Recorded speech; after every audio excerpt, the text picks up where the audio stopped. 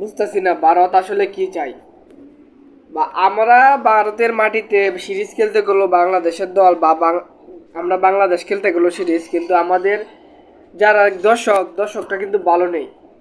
Tiger নামে রবিন বা সে সবসময় যে দেশেরই খেলা হোক সবসময় সে অন্য দেশে গিয়ে বাংলাদেশের খেলা দেখে, সবসময় তাকে নেওয়া হয় টাইগার। সে টাইগার রবিন নামে পরিচিত বাহি টাইগার সাজেবাদ, এখন তার হাতগুলো মারছে। আসলে তারা কি চায়?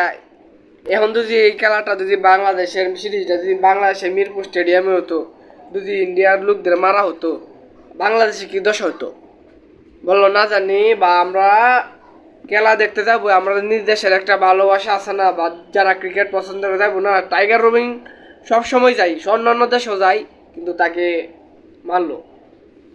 আমাদের উচিত এর সুষ্ঠু বিচার করা উচিত, কারণ বিচার করা